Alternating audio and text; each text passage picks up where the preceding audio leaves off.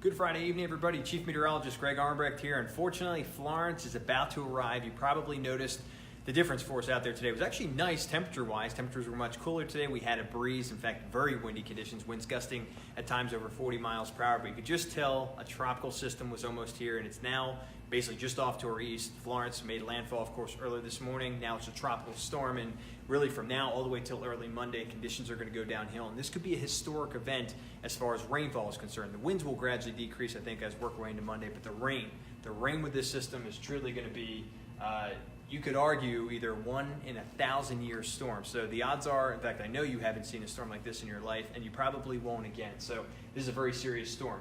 We'll start with the winds. Again, sustained winds around the area right now, 15 to 20 miles per hour. We've been gusting at times to 40 miles per hour. Some areas a little bit more than that as you work your way towards our eastern counties, but you get the picture. It's been windy. We have clouds. You look up and you can just see the clouds are low and they're just flying out there. So we have the winds. Now we're just waiting on the rain.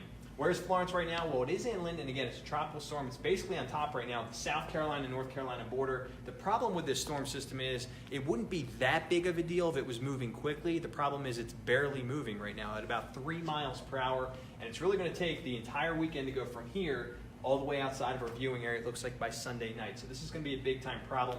Heavy rains, of course, thoughts and prayers with everybody down along the coast. Right now, Atlantic Beach, they've already had over 40 inches of rain. Of course, hurricane-force winds. Coastal areas just absolutely got hammered with this system.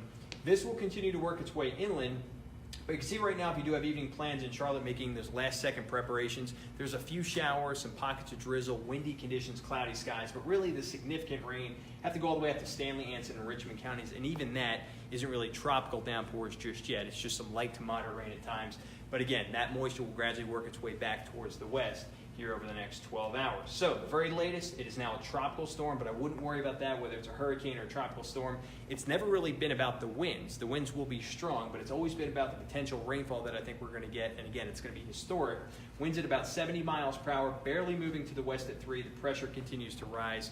But again, the impacts will be the same no matter what the storm is, no matter how strong the winds are with the tropical storm.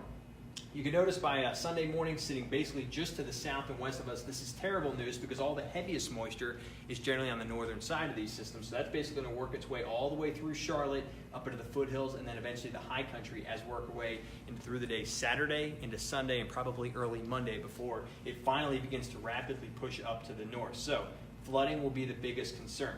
Future clouds and radar, I want to walk you through this. Notice this evening, I-77 pretty much seems to be the cutoff for areas that have the chance to see some rain tonight. Areas to the east, areas to the west, not so much. But notice tomorrow morning, even if you wake up tomorrow morning and you're thinking, hey, it isn't raining very heavy yet, it's just a matter of when it gets to your community. The rain will be out there, especially east of I-77, but notice as the day progresses on Saturday, on and off periods of rain, it will get heavier, then it will get lighter. It'll come and go from time to time. I'm not saying every hour of the day it's going to be raining, but a pretty good shot that moderate to heavy rain is likely through the day, and then at times it'll be tropical downpours. That'll be the case through the day Saturday. Then we get another wave that moves through late Saturday night, and really at this point, late Saturday night, through the day on Sunday as Florence makes its closest approach, that's when the rain will be the heaviest. Very heavy rainfall is expected. It will gradually taper off, I think, late into the day, into the evening, as this batch continues to push up to the north. But that won't happen until Sunday night. So conditions will deteriorate through the day Saturday, and then they'll peak in intensity, it looks like late Saturday night, all the way through the day on Sunday. So Sunday, if you had to pick a worse day, Saturday's not good, but Sunday definitely looks worse than Saturday.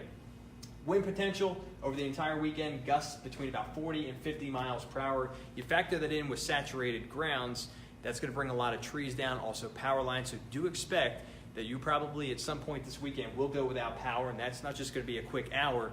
It could be a couple days till you get power back. So power outages is going to be a big concern. And the rainfall totals, again, this will be historic, anywhere from about 6 to 12 inches of rain. That doesn't mean everybody's going to see 12 inches of rain. The odds are you could see 6 to 8 inches, but somebody out there could see as much as a foot of rainfall from this. Notice Rockingham on there, almost 14 inches. That's certainly possible. So rain will also be a huge deal. The overall storm risks, the flooding and the heavy rain will by far be the highest. That's where the biggest concern is, but the winds will be strong enough to knock down trees with power lines. There is a tornado threat, but they're usually quick spin-up tornadoes, and they don't last very long. So yes, you could see an isolated tornado, but again, Don't let that overshadow anything else. It's going to be the heavy rain and the flood threat, and I just don't think this is going to change. At this point, whether the storm continues to weaken, which it will over the next couple of days, the track's pretty much in stone. This is just the way it's going to be. Now, all the way through Monday, conditions will go downhill. The winds will pick up, the rain will increase in intensity, and it's probably not going to let up until late Sunday. So you still have a few hours here in Charlotte. I would recommend not going out this evening, but if you have to make any last minute preparations, you can still get out and get away with it this evening. But really, Saturday into Sunday, you and your family, be safe.